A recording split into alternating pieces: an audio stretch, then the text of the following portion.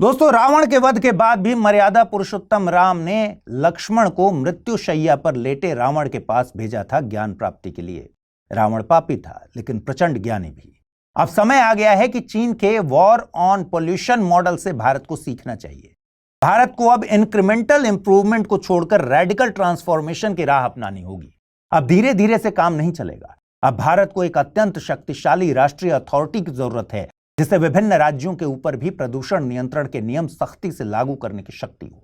और इसी के साथ सबसे जरूरी है स्थानीय प्रशासन जैसे जिला कलेक्टर, नगर आयुक्त की जवाबदेही। इनके प्रमोशन, इनके कार्यकाल को उनके एरिया की वायु गुणवत्ता में सुधार से सीधे जोड़ना होगा। जब अधिकारियों को पता होगा कि प्रदूषण कम किए बिना उनकी नौकरी खतरे में है, तभी जमीनी स्तर पर बदलाव आएगा। इसके अलावा कोयले का चरणबद्ध अंत करना होगा और जल्दी करना होगा। कोयला आधारित बिजली संयंत्रों और उद्योगों के लिए सख्त समय सीमा तय करनी होगी। वे कब तक स्वच्छ ईंधन जैसे गैस पर शिफ्ट होंगे या कब बंद होंगे। वहीं साथ साथ सौर और पवन ऊर्जा के उत्पादन को राष्ट्रीय सुरक्षा मिशन की तरह सर्वोच्च प्राथमिकता देनी होगी ताकि कोयले पर निर्भरता जल्द से जल्द खत्म हो।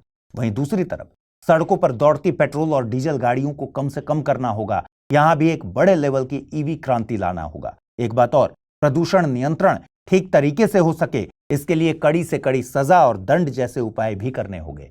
जैसे कंस्ट्रक्शन साइट्स पर धूल नियंत्रण के नियमों का उल्लंघन होने पर साइट को तुरंत सील करने का सख्त प्रावधान होना चाहिए।